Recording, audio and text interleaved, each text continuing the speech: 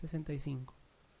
Un niño de 6 años presenta edema generalizado y proteinuria de 8 gramos al día, una proteinuria bárbara, sin hematuria, sin hipertensión ni disminución de la función renal. Bien, si es un niño con síndrome nefrótico, ¿qué estamos pensando primero? Enfermedad de cambios mínimos. Entonces, en cambios mínimos no se hace biopsia y se da corticoides, ¿no? La actitud más adecuada en este caso sería ¿cuál? A, confirmar la existencia de proteinuria, pero ya nos han confirmado arriba, ¿no? B, precisar la selectividad de la proteinuria. Bueno, no es necesario, ¿no? 8 gramos. C, realizar biopsia renal. No, en los niños que se sospecha sin enfermedad de cambios mínimos no se realiza. Estudiar a fondo su estado inmunológico. Tampoco, ¿no? Basta una o dos pruebas por ahí. E, administrar esteroides es lo que se tiene que hacer, ¿no? Con eso se resuelve casi el 90% de las enfermedades de cambios mínimos en niños. 66. Hombre de 60 años diabético desde hace 8 años. Tratado con antidiabéticos orales. Hipertenso en los últimos años. Desde hace 2 meses se evidencia un síndrome nefrótico con creatinina plasmática de 1,3 miligramos por decilitro. En orina aparece hematuria, cilindros hialinos y cilindros granulosos. Se indica tratamiento con IECA y diuréticos. En 8 meses la proteinuria disminuye progresivamente. Al año era solo de 246, o sea, ha regresionado, ¿no? ¿Cuál era la causa más probable de este síndrome nefrótico? Nefropatía membranosa, nefropatía diabética establecida, nefropatía diabética incipiente, amiloidosis renal o glucosuria renal transitoria.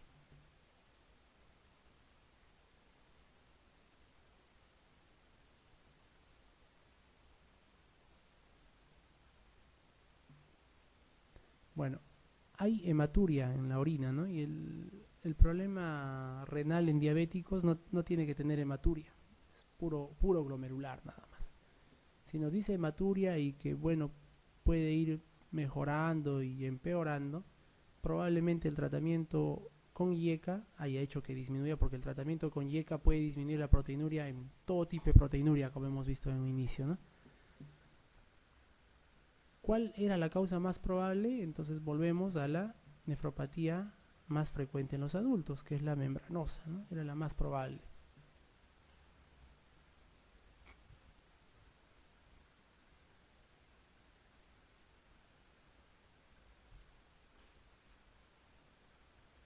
Muy bien. Un paciente de 48 años con antecedente de hepatitis C y anticuerpo antivirus hepatitis C positivo presenta edemas maleolares, proteinuria elevada, 3,5 gramos por día, creatinina sérica también un poco elevada, 1,6, y microhematuria en el sedimento.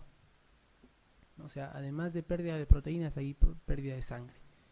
¿Qué proceso glomerular de los siguientes se encontrará con más probabilidad en la biopsia renal? Cambios mínimos, no, tiene 48 años, ¿no? Glomerulosclerosis focal y segmentaria es una glomerulopatía primaria, la focal y segmentaria, ¿no? Primaria. Aquí nos están dando el dato de hepatitis C. Nos están diciendo algo de estos que se asocia a hepatitis C. Glomerulonefritis extracapilar, ¿no? La membranosa, ¿no? Y la membrano proliferativa.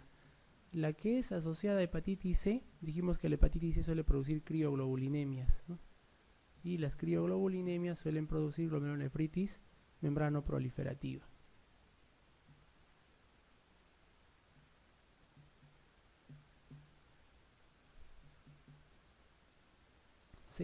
¿En cuál de las siguientes glomerulonefritis hay activación del complemento por la vía alternativa? ¿En cuál? Aguda secundaria endocarditis, aguda postestreptocócica, difusa lúpica, por crioglobulinemia o membranosa. ¿En cuál de ellas se activa el complemento por vía alternativa, no clásica?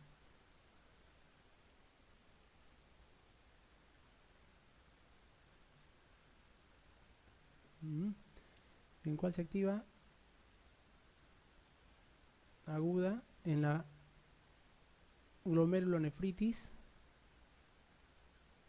a ver, la difusa lúpica. En la lúpica es la vía altar.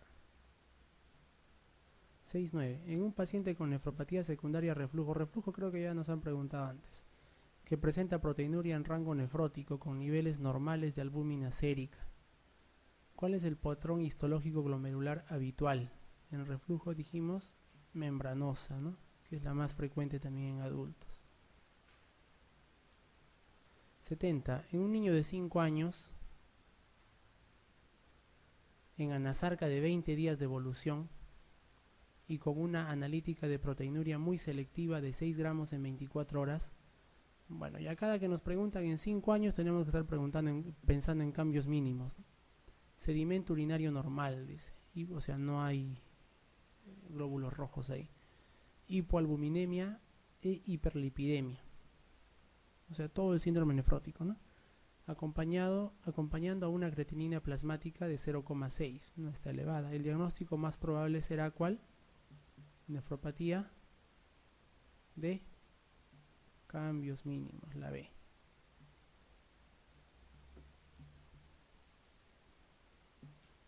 Muy bien. 71.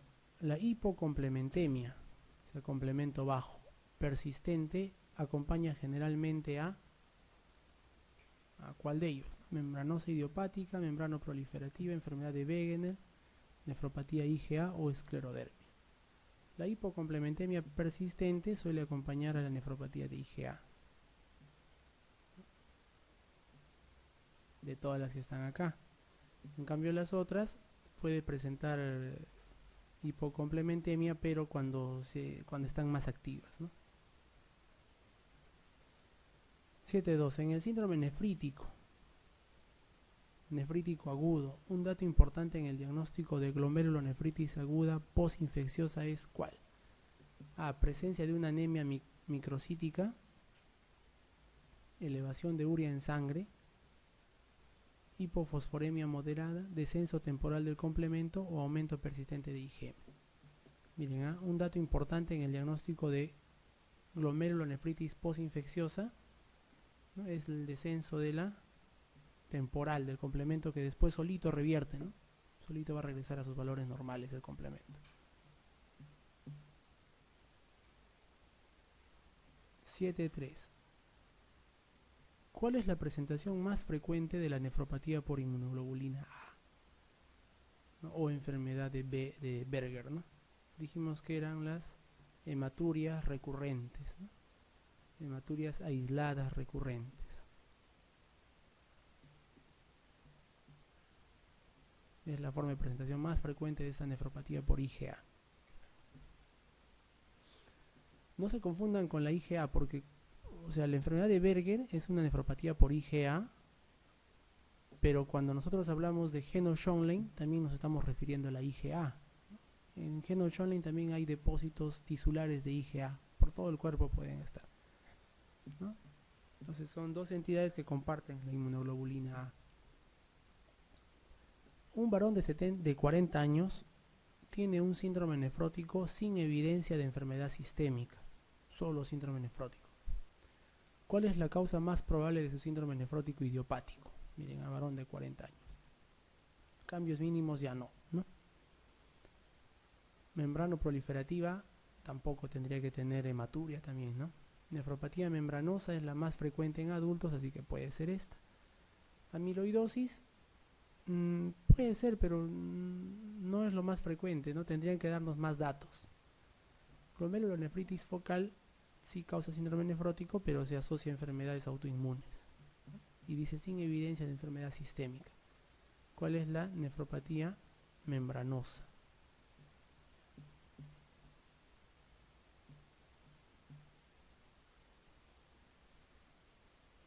(75) En la nefropatía de cambios mínimos, o sea, en los niños, las afirmaciones siguientes son ciertas excepto una. Señálelo. A. Es responsable de al menos el 75% de los síndromes nefróticos en la infancia. Sí, ¿no? De al menos, dice, más todavía que esto. Es cierto. B. Suele responder a los esteroides a dosis adecuadas. También es cierto. C. No evoluciona nunca a la glomerulosclerosis focal. Esto de nunca, ¿no? No suele ser cierto. Además, se ha visto que hay un continuo entre cambios mínimos y la glomerulosclerosis focal. Parece que son la misma enfermedad en niños y en adultos que podría evolucionar, ¿no? Entonces el excepto puede ser la C. D. Puede presentarse como fracaso renal agudo. Sí, en algunos casos, y suele cursar sin hematuria también, ¿no? Solo con síndrome nefrótico. Entonces el excepto es no evoluciona nunca a la glomerulosclerosis focal. 76. Mujer de 24 años diagnosticada año y medio antes de hepatitis C crónica en tratamiento con interferón alfa. Presenta proteinuria e hipocomplementemia con edemas intensos en extremidades inferiores y púrpura secundaria vasculitis leucocitoclástica. ¿Cuál es el diagnóstico más probable? La vasculitis leucocitoclástica es un tipo de vasculitis cutánea que se presenta, como hemos dicho antes, en cualquier tipo de enfermedad autoinmune, ¿no? En cualquier tipo de vasculitis. Muy bien, o sea que la paciente tiene vasculitis. Hepatitis C con vasculitis, o sea, tiene, ¿no?, crioglobulinemia probablemente, ¿no? Entonces, ¿cuál de los siguientes es más probable en la crioglobulinemia? A. Glomerulopatía IgA, o sea, de Berger, asociada a hepatopatía crónica, no. B. Glomerulonefritis mesangiocapilar por crioglobulinemia mixta, puede ser, ¿no? Afectación glomerular por la vasculitis, no. Las vasculitis sistémicas que afectan al glomérulo son principalmente dos, Wegener y PAM, poliangitis microscópica, ¿no? D. Glomerulonefritis lúpica, tampoco, porque no nos está diciendo que sea lúpica.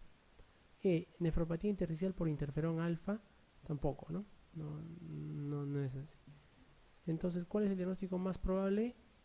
Glomerulonefritis mesangiocapilar por crioglobulinemia mixta.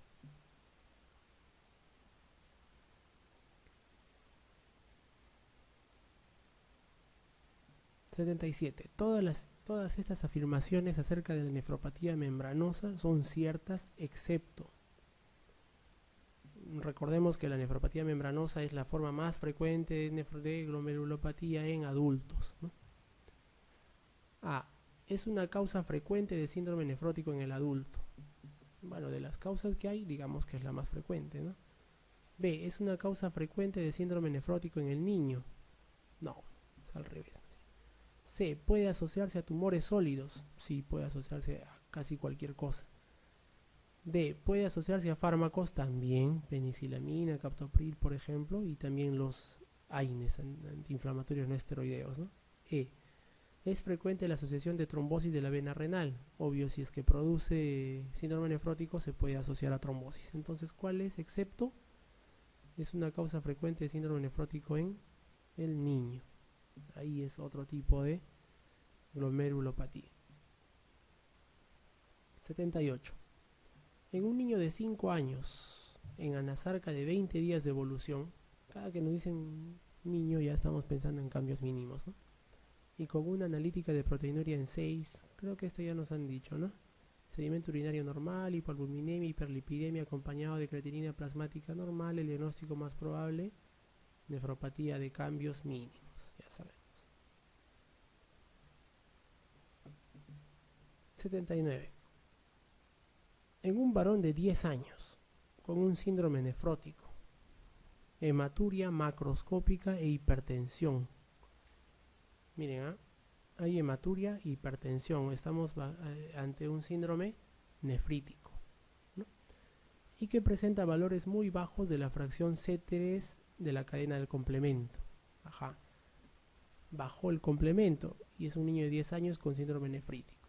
Entonces probablemente tenga una glomerulonefritis post-estreptocócica, ¿no? Qué sé yo.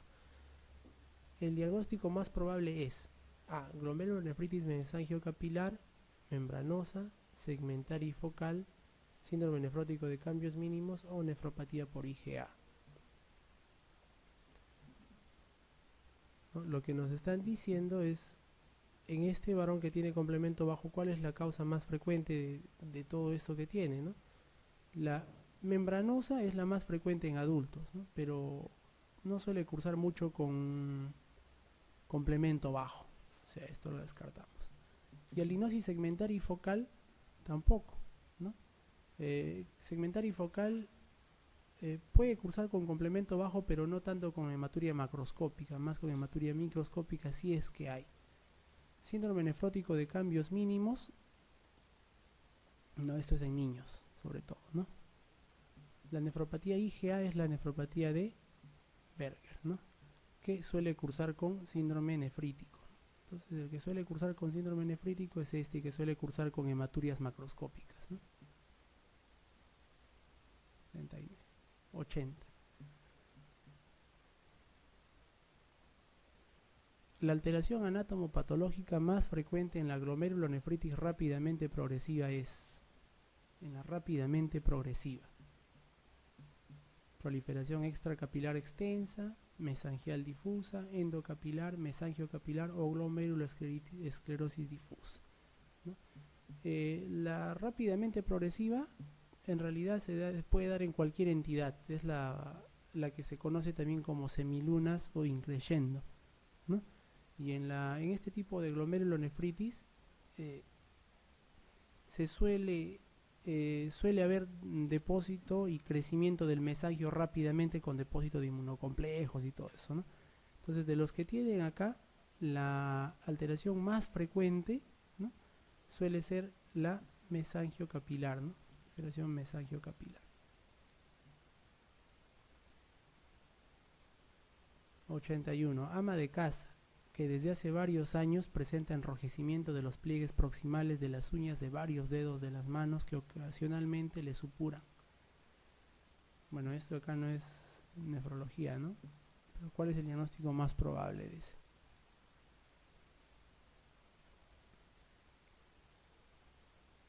Ya lo dejamos, ya no es nefro, pero parece ser que una dermatitis de contacto, psoriasis paroniquia candidiásica crónica parece ser, ¿no? Vamos a ver en otro capítulo.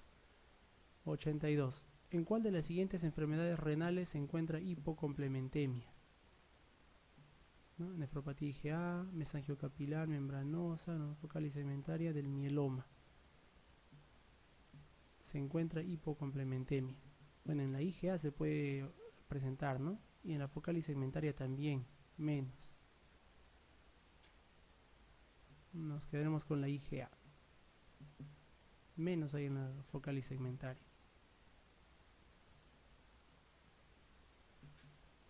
83. El factor nefrítico C3 se ha asociado a la patogenia de la glomerulonefritis ¿de qué tipo? El factor nefrítico se ha asociado a una membrana proliferativa, ¿no? Pero entre este tipo 1, tipo 2 y tipo 3, ¿cuál de ellos, no? El tipo, si mal no me equivoco, el tipo 3. Sí, el tipo 3.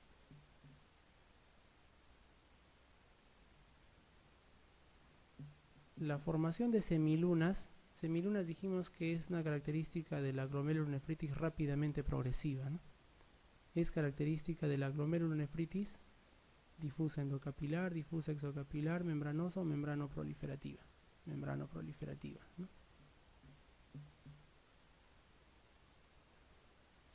85. En relación con la glomerulonefritis rápidamente progresiva, son criterios de mal pronóstico todos los siguientes excepto. La rápidamente progresiva dice son criterios de mal pronóstico todos excepto presencia de oliguria en el momento del diagnóstico, si te da un mal pronóstico. Formas mediadas por anticuerpos antimembrana basal, ¿no? También puede ser creatinina sérica mayor de 6, formas postinfecciosas o la presencia de numerosas semilunas en fase fibrosa. De todos ellos, no todos ellos son criterios de mal pronóstico, excepto las formas postinfecciosas. En las postinfecciosas se puede revertir, ¿no?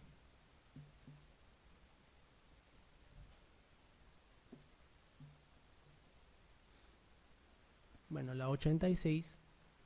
En el síndrome nefrótico, la lesión anatomopatológica más frecuente en niños, ¿cuál es?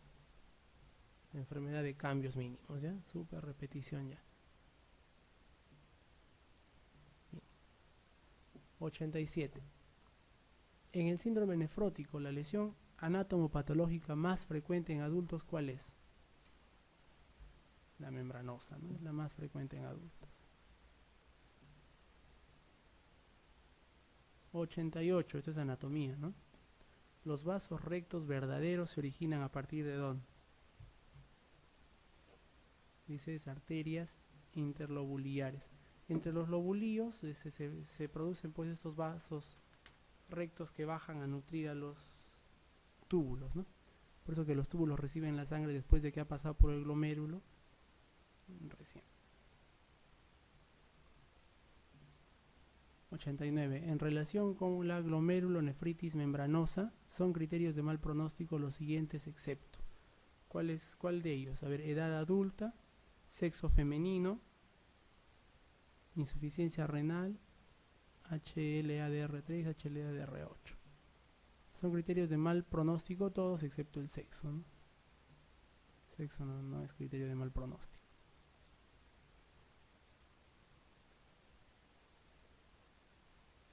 90. En la glomerulonefritis membranosa, señale la respuesta correcta. Dice. ¿Cuál es la respuesta correcta? A. La hematuria macroscópica es la forma de presentación clínica más frecuente. No, en la membranosa, que es la más frecuente en adultos, dijimos que la forma más frecuente es con proteinuria. B. La proteinuria es selectiva con gran frecuencia. Con gran frecuencia es selectiva. Bueno, suele ser una proteinuria no tanto selectiva, no pierdes pura albúmina, ¿no? A diferencia de otras glomerulopatías. C. Presenta disminución del complemento. No, acá no había disminución del complemento en la membranosa. D. Las remisiones espontáneas son frecuentes. Sí, se remite espontáneamente, puede remitir. E. La función renal está deteriorada en el momento del diagnóstico en la mayoría de los casos, ¿no? En la mayoría de los casos es el diagnóstico por la proteinuria y no hay deterioro, ¿no? Dice la respuesta correcta es la D. Las remisiones espontáneas son frecuentes.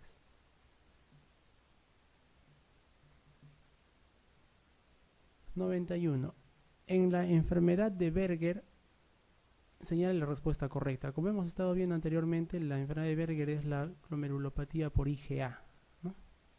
La respuesta correcta, ¿cuál es? Es una glomerulopatía poco frecuente. El desarrollo del síndrome nefrótico es frecuente, más bien es hematuria macroscópica, ¿no? C. La hipertensión arterial es infrecuente, más bien sí suele dar hipertensión arterial.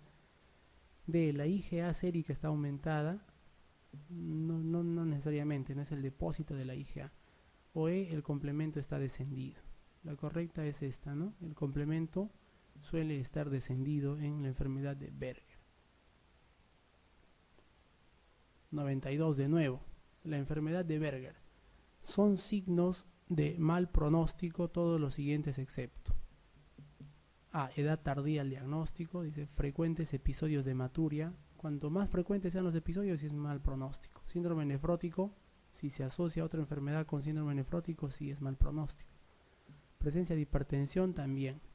Presencia de semilunas, con más razón, porque todo lo que es semilunas indica rápidamente progresión, ¿no? Progresiva, nefropatía rápidamente progresiva. La edad tardía al diagnóstico no es signo de mal pronóstico en Berger, suele presentarse más bien en jóvenes, ¿no? Casi siempre en jóvenes. 93. Es patognomónico de la nefropatía lúpica. ¿Qué cosa es patognomónico de la nefropatía lúpica? A. Capilares en asa de alambre. B. Cuerpos hematoxilínicos. C. Depósitos electrodensos con morfología de impresiones digitiformes. D. Microtúbulos citoplasmáticos en las células endoteliales o trombos hialinos. La nefropatía lúpica, si ustedes van a leer, van a describir en la anatomía patológica cuerpos hematoxilínicos, ¿no? Bastante frecuente la nefropatía lúpica.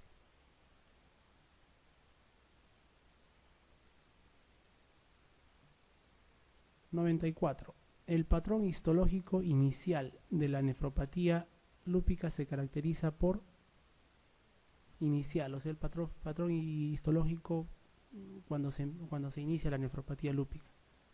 ¿Cuál es? Mesangial, extracapilar, glomerular, necrosis fibrinoide o engrosamiento de la membrana basal glomerular. ¿No? Lo primero que se encuentra es proliferación del mesangio. ¿no? El mesangio prolifera inicialmente y de ahí se van dando otros cambios.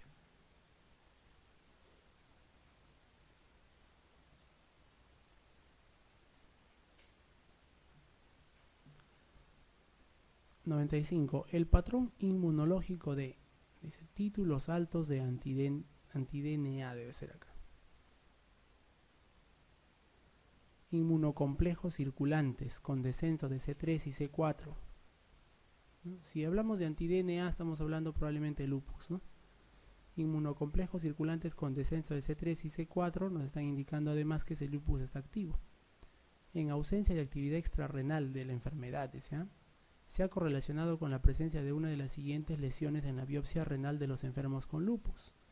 O sea, esta actividad en ausencia de otro tipo de actividad extrarrenal en los lúpicos, ¿qué cosa hay? ¿No?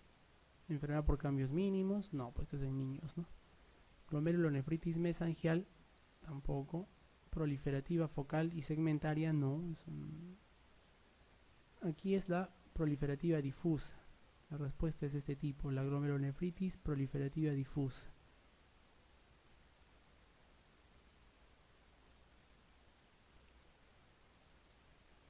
(96) Señale cuál de los siguientes cuadros clínicos es más frecuente en la amiloidosis renal. Bueno, la amiloidosis renal suele cursar con proteinuria, ¿no? No con hematuria. Bueno, vamos a ver. Insuficiencia renal aguda. Sí puede producirse, pero nos piden cuál de los siguientes cuadros clínicos es el más frecuente. Insuficiencia renal aguda puede llevarte, pero no es lo más característico y lo más frecuente. B, hipertensión arterial tampoco, ¿no? A menos que haya daño renal extenso. C, la proteinuria sí, sobre todo en rango nefrótico, ¿no? En la amiloidosis renal. Síndrome de Fanconi puede haber también, ¿no? Pero no es lo más frecuente. Y trombosis de la vena renal también puede haber, si es que hay síndrome nefrótico. Pero la pregunta, o sea, en realidad todo lo que nos están diciendo aquí sí puede haber en algún momento en la amiloidosis renal.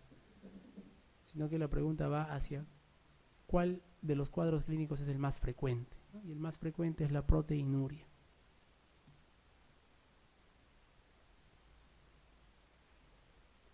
(97) En relación con la afectación renal del mieloma, señale la respuesta incorrecta. A. Sucede en más de la mitad de los pacientes con mieloma.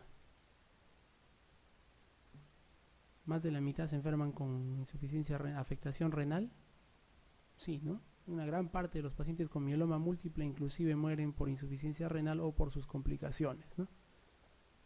E inclusive el que un paciente con mieloma tenga insuficiencia renal determina el tipo de tratamiento que va a recibir. B. La amiloidosis es la causa más frecuente de desarrollo de insuficiencia renal. En el mieloma, como dijimos, hay tres maneras de que se dañe el riñón. ¿Recuerdan cuáles eran? Uno, por la hipercalcemia directamente, dos, por la amiloidosis y tercero, por la precipitación de cadenas ligeras dentro de los túbulos, que es conocido como la nefropatía o riñón de mieloma, ¿no? La amiloidosis no es la causa más frecuente de desarrollo de insuficiencia renal, sino es la nefropatía de mieloma. Por eso cuando un paciente con mieloma está apareciendo con insuficiencia renal y calcio elevado, etcétera, hay que hidratarlo bastante, ¿no? Para justamente evitar estos precipitados. C. La afectación túbulo-intersticial es frecuente. Sí, ¿no? Como acabamos de decir, la afectación túbulo-intersticial por el depósito de cadenas ligeras. D. El riñón puede ser infiltrado por células mielomatosas. En realidad cualquier órgano o cualquier parte de nuestro cuerpo puede ser infiltrado por estas células durante un mieloma, ¿no? E. El desarrollo de síndrome nefrótico es frecuente. Sí, es frecuente el síndrome nefrótico también, ¿no? Entonces, ¿cuál es incorrecta? Es la B. La amiloidosis es la causa más frecuente de desarrollo de insuficiencia renal.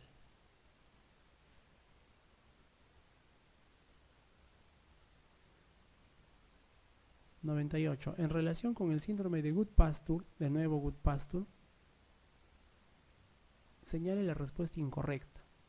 Bueno, de nuevo, ¿no? Goodpasture es la enfermedad antimembrana basal que afecta pulmón y riñón y es una de las causas del síndrome pulmón-riñón, en el cual se sangra por los riñones y se sangra dentro de los alvéolos también. La respuesta incorrecta dice, ¿afecta a varones jóvenes? Sí, es lo que suele hacer, ¿no? Es más frecuente en los varones jóvenes. B. Puede ser secundario a otras enfermedades sistémicas, sí, también el Goodpasture puede estar en relación a otro tipo de enfermedades o formar parte de otras enfermedades. C. La afectación renal precede a la pulmonar. Usualmente en síndrome de Goodpasture el paciente empieza con hemoptisis, se empieza con la afectación pulmonar y luego aparece la afectación renal, ¿no? D. La hemoptisis es la afección extrarrenal más frecuente. Es cierto también eso. E. Se han descrito lesiones glomerulares diferentes a la glomerulonefritis proliferativa extracapilar tipo 1.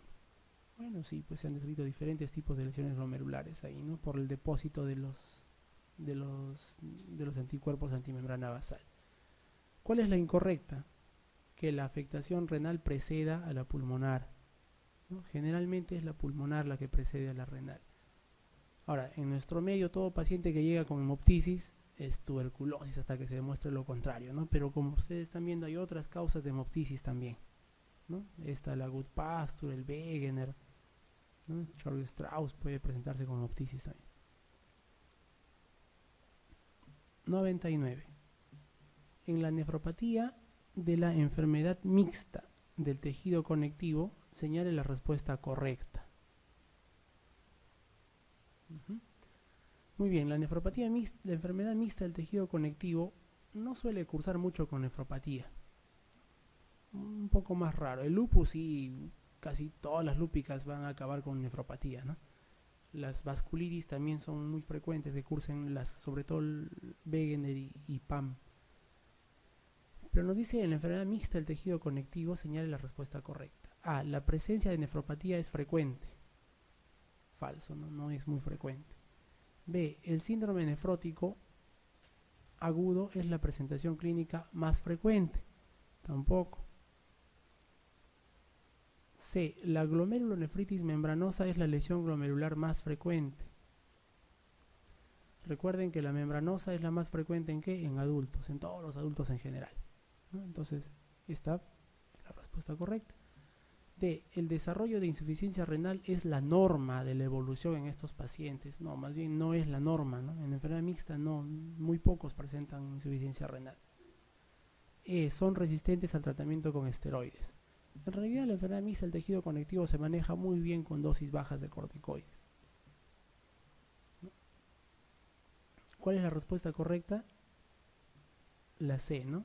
La misma glomerulonefritis membranosa, que es la más frecuente en adultos, también es la más frecuente acá.